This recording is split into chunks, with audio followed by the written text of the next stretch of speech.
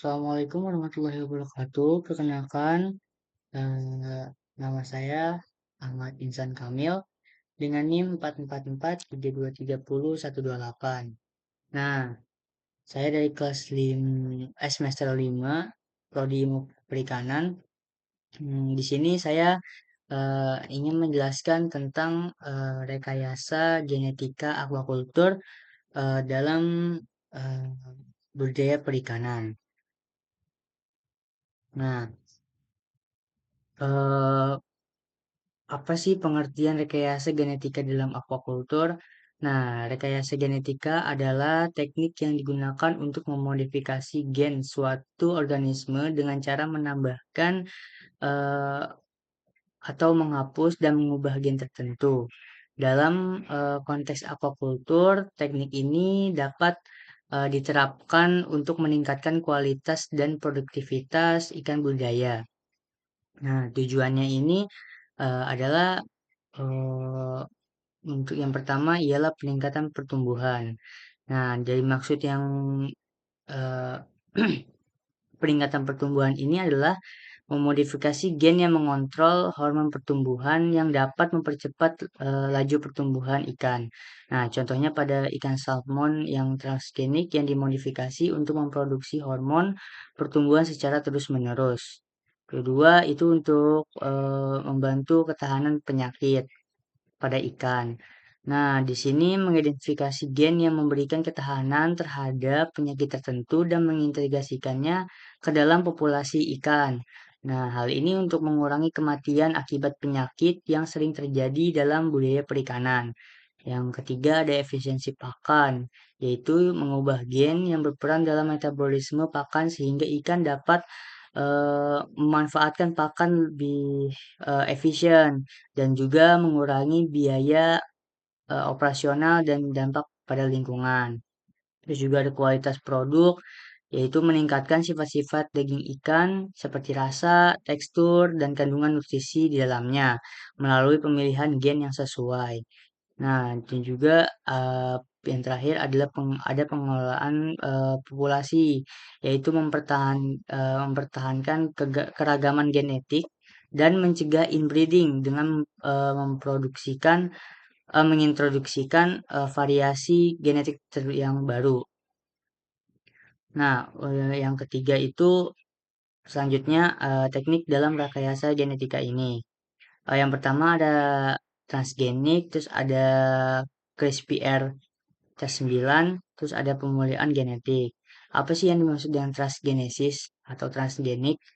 Dan transgenik ini memperkenalkan gen asing dari spesies lain ke dalam ikan. Nah, contoh yang tadi disebutkan pada ikan salmon, yaitu memiliki gen dari ikan lain untuk meningkatkan pertumbuhan itu tersendiri, ikan itu sendiri. Terus ada CRISPR-Cas9. Cas9 itu teknologi penelitian gen yang memungkinkan ilmuwan untuk mengedit bagian spesifik. Nah, dari DNA tersebut, ini juga dapat digunakan untuk mengubah gen yang berhubungan dengan pertumbuhan atau ketahanan penyakit dengan lebih tepat. Terus ada juga pemulihan genetik yang menggunakan teknik pemulihan tradisional yang di dalamnya itu dipadukan dengan analisis genetik eh, untuk memperbaiki dan memilih ikan dengan ikan yang bersifat unggul. Terus contoh kasusnya yang tadi ada saya bilang ada ikan salmon transgenetik, terus juga ada ikan lele. Nah, kalau di ikan lele ini ada beberapa penelitian yang telah dilakukan untuk meningkatkan ketahanan lele terhadap penyakit dengan masukkan gen yang meningkatkan imunitas. Nah, ada juga keuntungan dan tantangan sendiri. Keuntungannya itu produksinya lebih tinggi, yaitu meningkatkan hasil panen dan mengurangi biaya. Terus ada ramah lingkungan karena mengurangi antibiotik dan pestisida juga. Terus juga ada ketahanan ketahanan terhadap perubahan kayak lingkungan atau suhu, yaitu yang menciptakan ikan itu lebih adaptif terhadap eh, kondisi lingkungan atau suhu yang berubah-berubah. Nah, tantangannya regulasi dan etikanya, yaitu terdapat pada kekhawatiran tentang keamanan makanan yang dimodifikasi secara genetik dan dampaknya terhadap ekosistem. Terus juga dari tantangannya juga dari dampak lingkungan. Karena potensi ikan yang melarikan diri ke ekosistem alami dan bersaing dengan spesies lokal itu bisa menimbulkan dampak lingkungan yang apa sih bahasanya kayak apa sih, pokoknya mempengaruhi ikan-ikan yang aslinya ada di sana. Terus ada penerimaan publik kayak banyak konsumen yang skeptis terhadap produk hasil rekayasa genetika ini. Kayak banyak yang kurang setuju karena mungkin dari acaranya atau mungkin dari uh, kandungan nutrisinya yang berbeda yang kayak nggak kayak biasanya gitu dari uh, hasil genetik ini. Terus ada pertimbangan etis dan lingkungan, dampaknya pada biodiversitas, terus kesehatan manusia, dan regulasi yang ketat. Nah, kenapa regulasi yang ketat? Karena memerlukan pengawasan yang lebih ketat dan badan regulasi untuk memastikan keamanan dan yang lebih lanjut.